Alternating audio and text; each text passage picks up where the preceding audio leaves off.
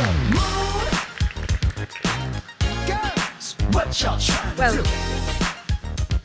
Michelle and Ralph.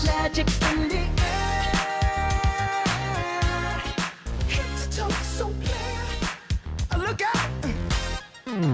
Pop, pop, it's showtime. Showtime. Guess who's back again? Oh, they don't know. Oh, they don't know. I bet they know as soon as we walk in. I'm wearing Cuban links, designer mix, Inglewood's finest shoes. Don't look too hard, might hurt yourself. Known to give the color red the blues. Shit. I'm a dangerous man. Well, good afternoon, and welcome to this very emotional session, navigating uncertainty, or better to say, driving uncertainty the right way. And for example, this right way can be defined by engineering life, which is very interesting and very novel idea and concept which helps us to consider the role of the human in a new way, in a new world. And let's talk now about this idea first, introducing you. Michelle, I think it is easy to introduce you because you are so famous, a photographer and artist and filmmaker, but you are so multifaceted person. Your living and working space is multifaceted and multidimensional. So you started to think on the protecting nature since you were a student, traveling around the world. You extended your interest and working area focusing on light as a possibility to communicate the changes in the nature. And your last project, which just started, we are just at the beginning of a very incredible project dealing with engineering life, and which is our role. So it's really incredible what you really bring into discussion, and I'll allow myself just to say one sentence from your book. I got just this very nice book about the first step towards engineering life, that art has always been platform for explanation and freedom. Very deep sentence. So, and I welcome Ralph. Ralph is scientist and engineer with a very multicultural background. We're studying in different countries, but probably I can talk a little bit more free about you because I'm also scientist and engineer, but I'm very impressed by the way how do you approach engineering, because here we're dealing with engineering on the level of molecular systems. You are founder of the Engineering Life Ethics think tank. So we bring also the topic ethics, because talking about people, about life, we have never to forget about the role of the ethics, and develop the art of molecule framework for societal discourse. So what is really impressing me is that just few weeks ago, you organized the first international conference, Ethics on Engineering Life, in Vatican. It's very impressive. So let's start now to talk, before introducing your project via video, to talk about life, because we know life from the biological point of view, from social point of view. We talk about second life, life in metaverse. But life is a concept we think that we know what life is. But what is life from the point of view of art? This is a question to Michelle. I think, thank you for coming, for having us. This is far too comfortable. Yeah. So, I think, first of all, we met at the artist talk in an exchange with another young artist in Locarno about 4 years ago. And in the evening, we were introduced, and Ralph Sutsky invited me to visit the laboratories in Basel, where all the research is done on engineering life, as we call it, EL. Many people confuse it with AI. It's very, very closely connected, and it almost becomes part of AI when you think of the brainoids. And he approached me or us to start working on an art installation, how an artist would approach a project on EL and the ethics of life extension, but I still include artificial intelligence because it goes into that. And we just were able, after 4 years, to show just a small trailer of this expanding installation in the Vatican. And we were greeted by the Pope, and it was just really extraordinary. And we're very honored that this is the second place where we can show this little piece of how close art and science are connected. And it's really extraordinary because if you go in the Vatican, you're surrounded by art everywhere. And how science is so incredibly close, and how art is sort of the ultimate unbarrier because we are not censored. So what we can do basically is limitless. And we talked about the metaverse today. We talked about AR and the way we are expanding into many medias. Science has no frontiers, and what we can do is limitless. But how far are we allowed to go? And what is the word? Where comes the ethics? Because if I would tell you, or he would tell you how far we are, either some people would jump for joy, and other people, they would say, I don't want to live that. So. Well, this is also the question to you, Ralph. You are working in molecular systems engineering. Could you explain first the term, what means molecular system engineering, and how do you approach the topic of engineering life? Yes, that's a very complicated question, very hard to answer now. First of all, engineering life is what we call a cutting-edge combination of various academic disciplines like physics, bioinformatics, chemistry, and others, engineering. And so all kinds of expertise come together, and what is different to gene therapy, which over the past years has really become a big player in the advancement of medical technology, is that molecular systems engineering is really going down into reprogramming, restructuring cells, sometimes with synthetic help. So some of the things that are added to human cells in the lab, for example, are not of purely human origin anymore. They're not even purely scientific anymore, synthetic anymore. I mean, it's a mixture of human and synthetic combination. So it's very complex, and the idea is that we kind of restructure, reform, reorganize the cells that are there. Of course, the outset, the reason why we're doing this is it's a good purpose. We want to create new ways of, new forms of therapy. Vision restoration is a very big issue. Cancer therapy, metabolic disorders like diabetes. So these are the things that we are focusing on. But the question that you started out with in the beginning, I mean, about the concept of life, that is a question that often is not raised even in the lab. because the speed is so fast, and the research is going on internationally at a pace that is hard to follow, even for ethicists, especially for ethicists, I should say.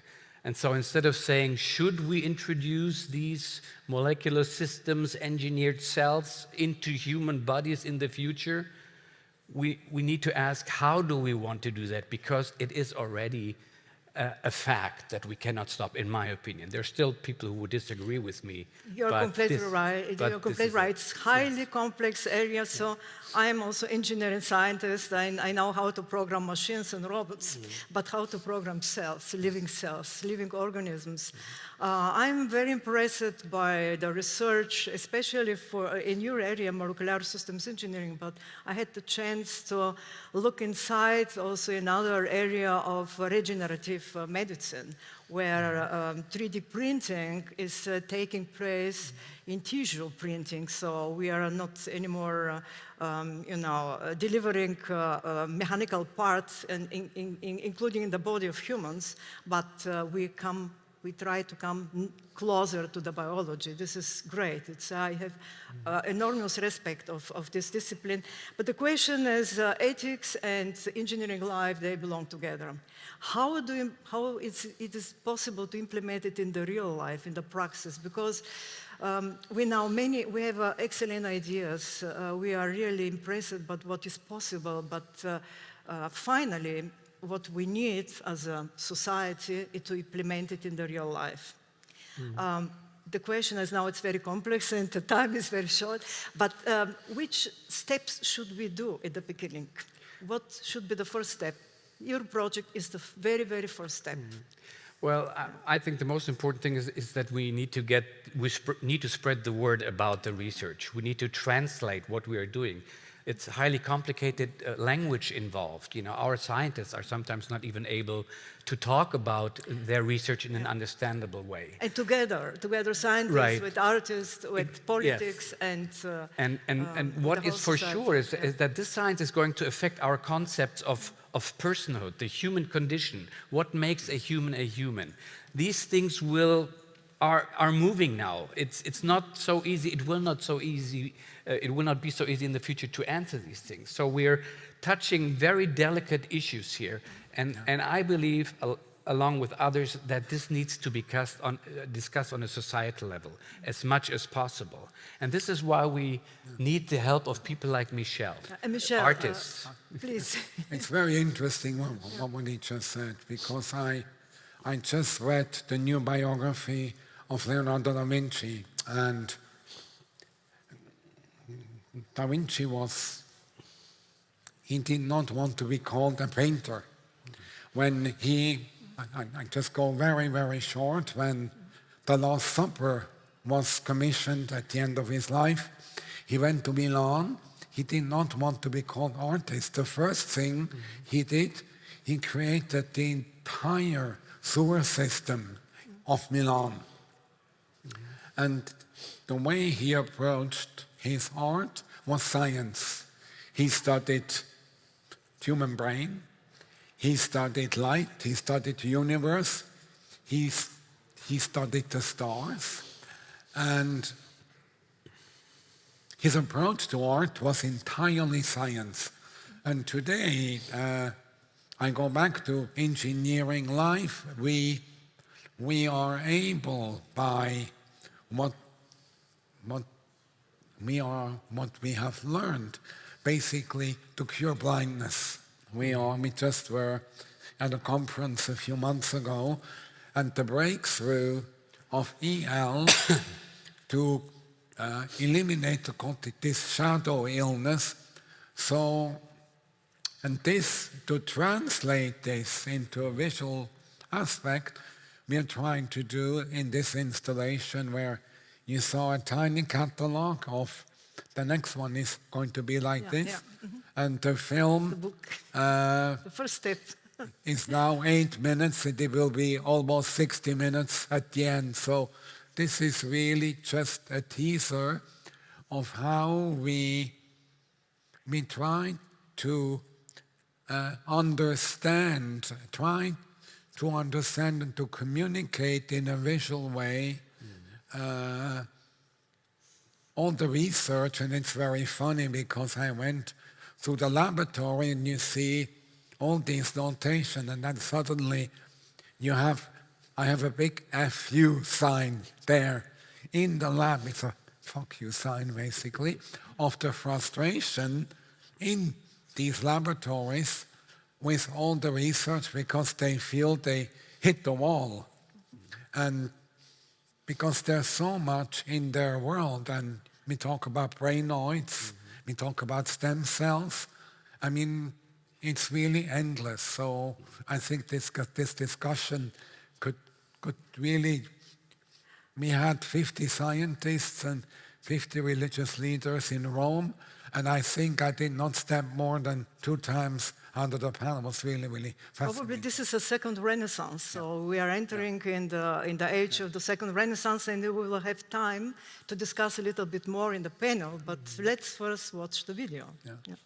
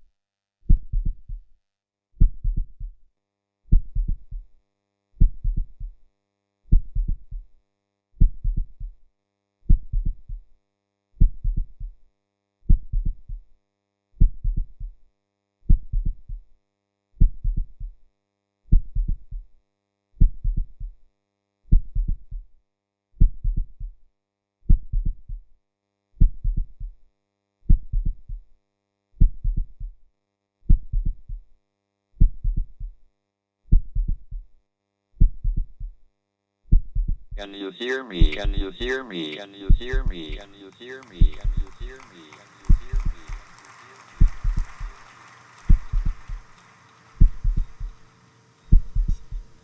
I am delighted and honored to receive special physics.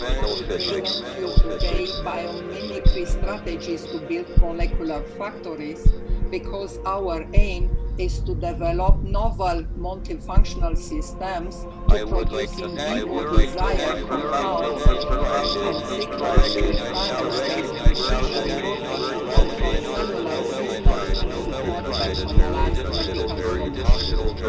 the basis architecture I focus today is a hollow spherical compartment, because this can be combined with biomolecules or synthetic compounds to make molecular organisms,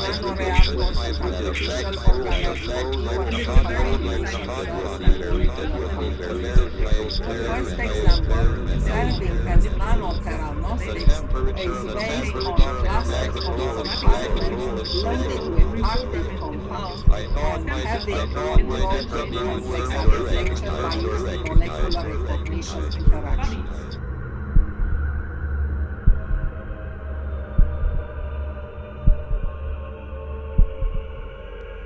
To generate three-dimensional tissues in vitro, these so-called organoids, and these really mimic the development of the primary human organ counterpart.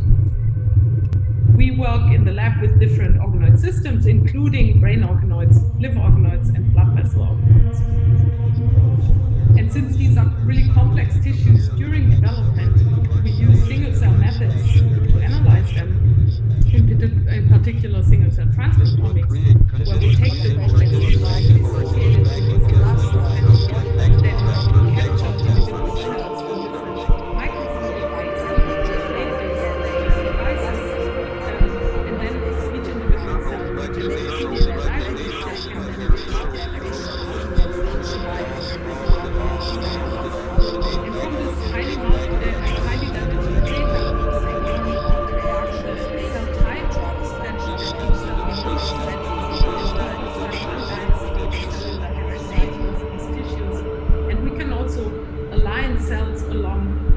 differentiation trajectories to reconstruct developmental trajectories in these developing tissues, such as here the differentiation of neuroprogenitor cells into neurons in the developing brain. Fluorescent dye, for And very example, recently, we used this QI33 technology to to generate a analyze the fluorescent differentiation signal. and The development of therapeutic pluripotent compartment cells contained into inside dopa formats of the brain decarboxylase, organoids. And what we well could show known to is that produce over this dopamine, which course of is 4 months, involved all in kinds of different cell types regulation and of brain regional vascular identities emerged, dynamics, such as and neurons therefore that we compose the dorsal propose this forebrain, which is the nanotheranostics for cortex, the treatment ventral of forebrain, which is the middle and atherosclerosis. hindbrain, In addition, retina, the and therapeutic defined compartment vascular will neurones. contain are equipped So this with shows that these organoids really membrane recapitulate protein channels in order to allow a molecular flow through of products and in this respect and So what we've substrates, done, and in this respect support collaboration in with situ NCCR activity of is dopa basically to develop decarboxylase. therapeutic antibody optimization platform technology that takes advantage of mammalian cells and genome editing.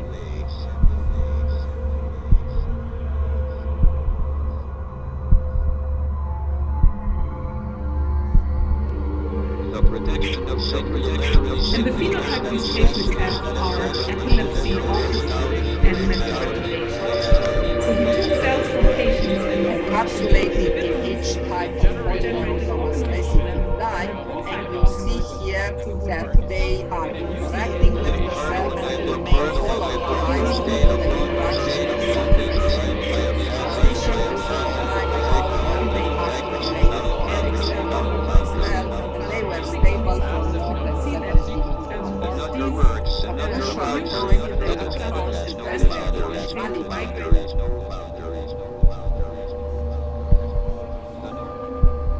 The no boundary condition implies that the laws of physics move everywhere, beginning of the universe.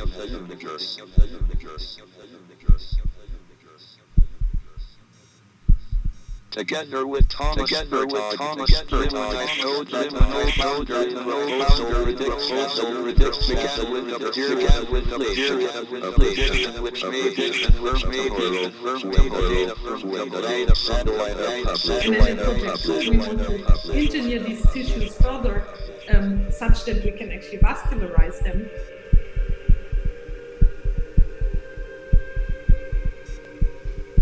I feel a sense of which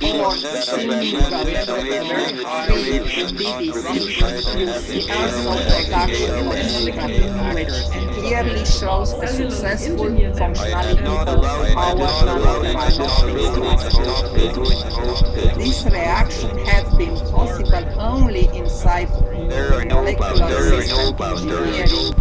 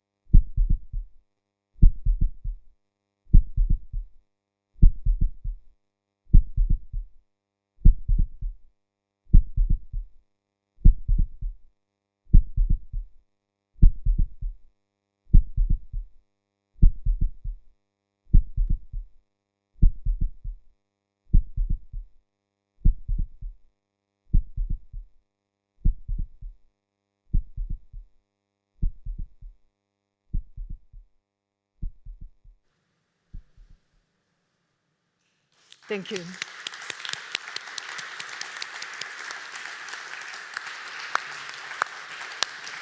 It's very impressive how, in such a comprimated, manner you communicate this complex project. It's very. We go in depth in the world of formulas and molecules, and we always listen the voice of the life, I will say, and we see the living organisms. It's very impressive. So, and I'm really I'm happy that this is just the beginning, so the beginning of a big change. We will continue now our discussion in a panel, and I would like to invite Gretchen to join us. Gretchen, please. Thank you. It was beautiful. That was wonderful.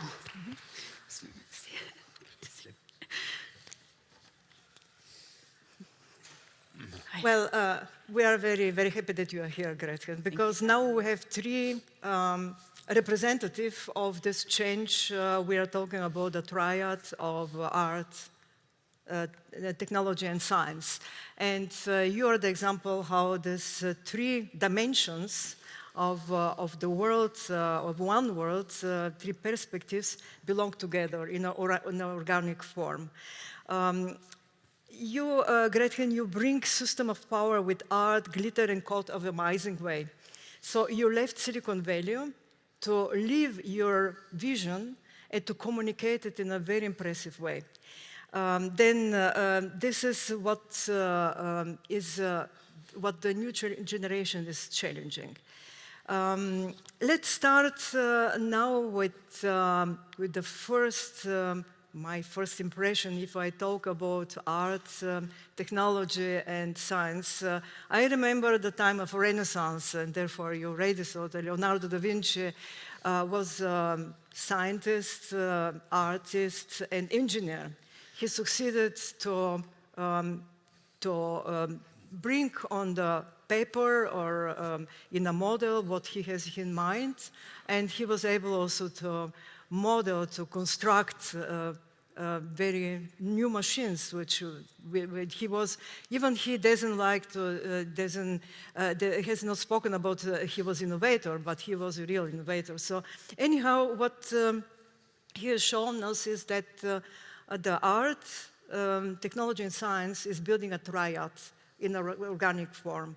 And this is, in my experience, today very difficult from the point of view of science and engineering, because art means to take the risk to implement your vision without to think if somebody is criticizing you or not. Engineers and scientists sometimes are more careful how they communicate their ideas. Looking on the way how what happened in the last 200 years, talking about the Industrial Revolution, I think that the first Industrial Revolution started really to destroy this organic link between art, science, and technology. And in some way, the human was not anymore in the center of consideration. I think that now the fourth Industrial Revolution will bring again the human from, considering him just as a resource into in the position to be a resourceful human. And this will help us probably also to consider in a new way the interrelation between art, technology, and science. And this is what you have done it already with your previous work. The first question is how to approach this topic in concrete examples. So the first example was the project Engineering Life of Michel and Ralph, and what Gretchen is doing. The question is how to bring these projects really on the, how we say in the industry, on the shop floor of the life, on the street of the life. This is, I think, that the first topic we should talk about concretely. How to bring this to the society.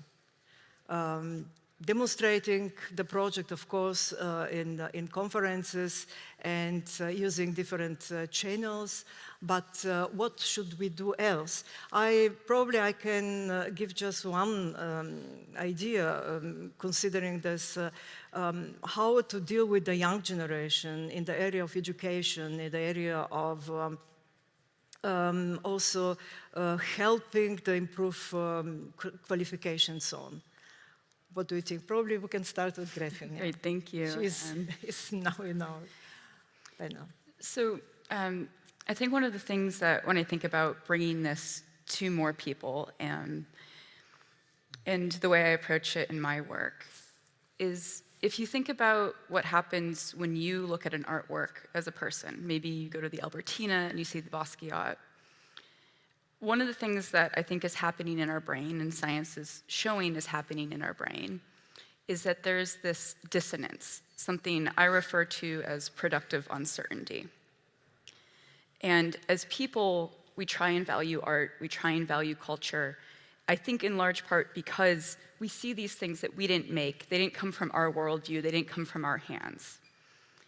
And what I've discovered is that the same thing can happen in artificial intelligence, in engineered life, in artificially engineered life. When AI looks at art, what happens? It doesn't know how to handle it. And what we're doing in a lot of our engineering cultures is we're trying to get rid of things that it can't understand. We're saying, this doesn't fit into the data set. It can't parse this information. Get rid of it. Get rid of bias, get rid of perspective. Let's make it this neutral thing. As an artist, I don't believe that exists. I think that all of these are worlds that are being created. They're being created by men in labs, by people in Silicon Valley. And so what I see as my role as the artist is to bring forward that I don't think of it as science, engineering, and this, like, these are my skill sets. You think there is no boundaries between, clear boundaries? Yeah, I mean, the boundaries are artificial. We're world creators. And what artists do differently is we say, I made this. If you think about what's coming out of a lot of companies, there's this distribution of authorship and of responsibility as a result. And I think that, so a lot of what I do is I hacked the election results on Google for the 2020 presidential election as a way of showing that this is very easy to do, that I can do this, we should be terrified, and that this is something that you can do as an artist in a fun and playful way, but I did it. And I did it instead of saying, oh, there's systems, there's complexity, of course, but I think having your signature on it, whether you're engineering life or you're creating artificial intelligence, to take a personal responsibility as an author, as an artist, whether you're a scientist or an engineer or whatever your job description. Well, this is really great to take the responsibility. I think that this is the role of everybody, doing changes and trying to convince also the rest. We should show how it works and take responsibility of what we have done. Are you working also with children or with also in the school? So, do you have any experience? Children are not my main focus, no. But I work a lot with women, and especially women in a lot of parts of the world have not been educated in a way that doesn't treat them like children. And that is something that is, especially I've been working quite a lot in the Middle East with this, but I don't think it ends at any age. None of us grew up with this. We're all children when it comes to this topic right now, and I think that's more my area of interest, is trusting that people can be curious about this if we give it to them in my case, a very glittery and fun way. Children very much do like my art because it's glittery and fun. But it's like we're playful as adults and not letting that end. Ralph, do you think that we need a new discipline for teaching and research on engineering life? Well, I think we probably need to rethink our whole approach to education in that field, because as far as I have seen it over the past years, the specialists that we have, the young PhDs and postdocs, are specialists. And we have lost touch to the humanities, to the arts, to other disciplines. And so we need to come to terms how we can solve this problem. That's very important. We need to work on ways how that allow us to leave the bubble, the scientific bubble or the ivory tower. And it's people like Michel and other artists who help us, break up this bubble. Michel has been called our most welcome intruder over the years, because that is exactly what we hoped you would do. come in there, intrude, and all, you know, have people realize something is different than during the usual laboratory day. And so we want to work in that direction. And we also want to take these work of arts as they grow into schools, into hospitals, into homes of the elderly. I don't know, of course, with pedagogical tools that we need to develop, but this will help us. You know, art is going to open these doors, I think. Yeah. This is also my impression, because I have the feeling that now is the time of digitalization and internet applications. The people are not so challenging themselves concerning art. They think that if they do some virtual museum in internet, that is enough. But in my personal opinion, it's very important to be as a human, to enter in a space, to feel the art, to listen, like in this movie, to listen to art. This is my impression. It's much more important. So we have to do something in this direction, Michel. It's very interesting. This morning there was a quote, the metaverse will take us out of our dark reality. And I always try to analyze why is our reality so dark. And strange enough, I called on Gretchen to be here because we met at the NFT conference. And again, Gretchen, I think, is a multidisciplinary artist that is incredibly limitless. And what I think is we need, instead of thinking of the dark reality of the metaverse or of the internet or of the NFT world that crashed, to do exactly the opposite, to embrace it, and instead of analyzing the trend and painting everything black, I think we need to uplift. And what I think is also wonderful about our collaboration, how it started, and when I bring something up, however crazy it is, go for it. We need crazy ideas. And again, this brings me to the biography of Leonardo. It reminded me very much of you, how crazier the idea is. And I just had an incredible conversation with Rudy's son, Lorenko, we're going to hear. And I said we need to put him together with the people who played at my father's memorial, Alexei Botinov and Borhan Öcal, the two probably most famous classical musicians in their field, and take this young energy, put them in a pot like she takes colors and trinkets and she creates a universe. And very few people have this kind of madness to put order into that universe. And I think the less limits we set on ourselves, and this is what I really mean from the bottom, we have no limits. The only limit we really have is the one to set. And I was really impressed. Since we met each other, we really created an incredible friendship without even seeing each other. And Gretchen's work is so expansive. And his laboratory, that is so top secret almost, it's like entering Fort Knox. But in the end, they embrace art, and I think art is really... I worked 9 months in China. We had a very, very big installation in China, and I wrote openly against the climate issue of China, and we were actually having the most amazing reviews in China Daily.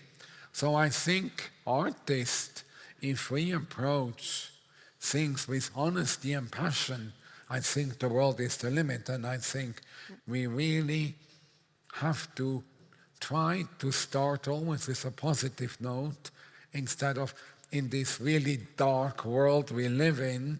We need to uplift ourselves. If not, we're really going to go like this. Thank you very much, Michelle. This is great because Thank you. I don't know why we're talking about the metaverse. We talk about dark reality. You know, I mean, we are humans, and we live because we have a light. So, and we have just one universe, and we don't have a parallel universe. And so I work also in the area of virtual reality.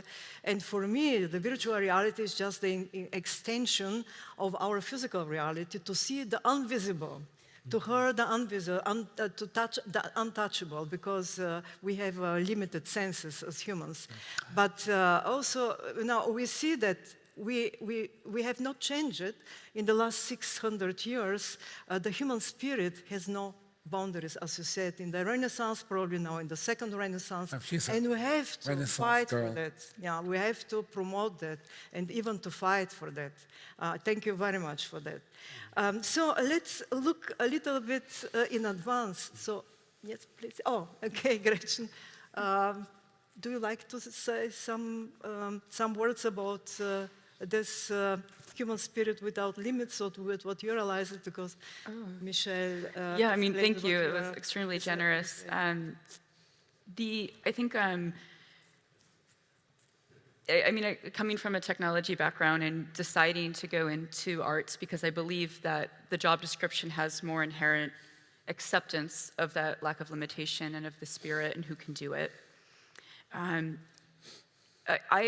As a critique of a lot of what's going on in technology, as someone who spends a lot of time and effort showing people how problematic the metaverse and the algorithms put together by Google and Facebook and the tech monopolies are, how completely vulnerable they are, I made a very intentional decision in my work that my work was going to be positive, that I was going to find ways to say, to me, it almost felt creatively lazy to be negative, because there are a lot of artists who will critique technology but not offer a solution.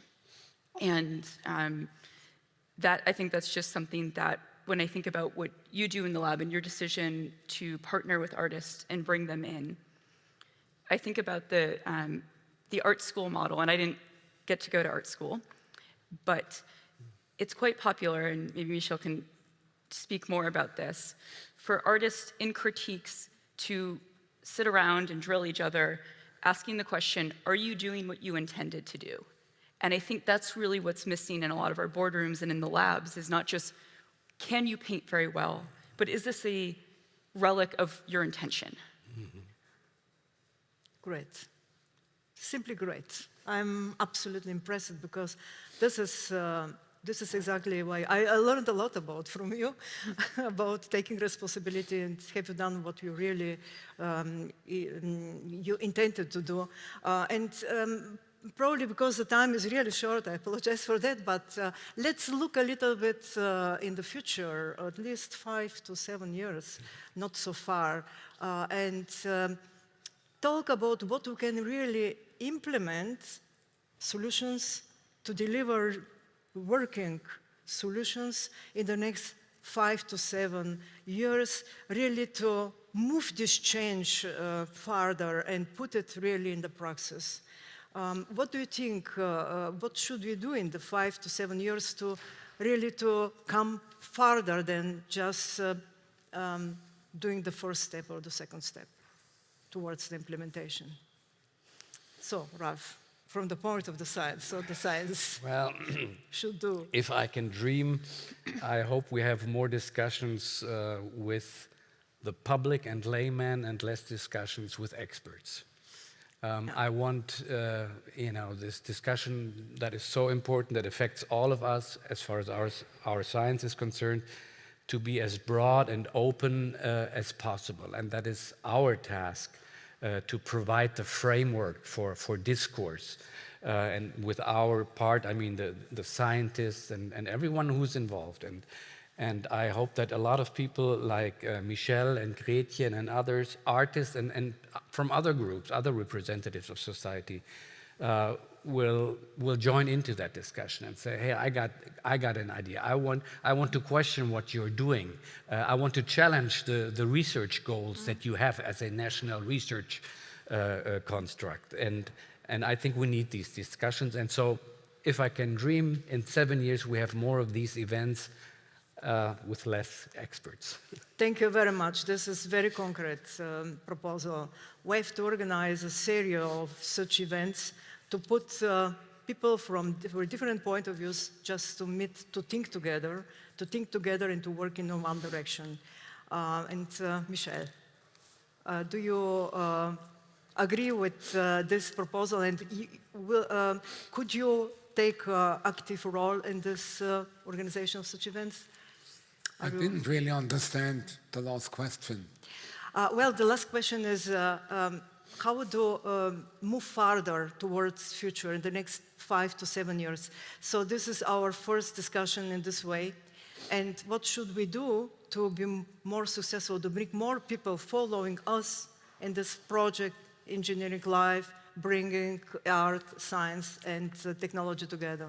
I think we're living in a world of collective thinking, and we are connected through this machine that I don't carry right now, but everybody else is on.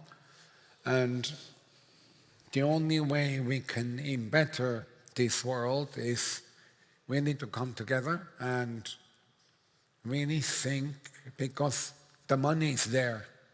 There is more money circulating than ever. There are more billionaires and trillionaires. It's not even a question if we could cure everybody's blindness or cure cancer. There needs to be a real jolt in these few hands that are running this universe, and we know who they are. Some of them I know personally rather well, and I've known. But these are the kind of people that should not live in their little universe in Colorado and meet 5 of them together in their own to really, and it's not just going to Davos. I think we really need to face the music, because we are at a tipping point. We really are. And now I'm the one exactly that I'm a very positive person, but we need light, and we need playfulness, and we need to wake people up. And I think the art world has the most power to actually communicate with these big collectors, whether they're NFT collectors or paintings. I mean, you just saw in Basquiat here. I knew Samo when he was tagging in New York, and we sold, and painting got sold for 110 millions. So, but what does it take to create a Samo? It's us, this collective society, or a Gretchen, or people, we all know them. So I think this is the time that we have a responsibility to really come together, and the few people that are excited about this, because it's very exciting to create art.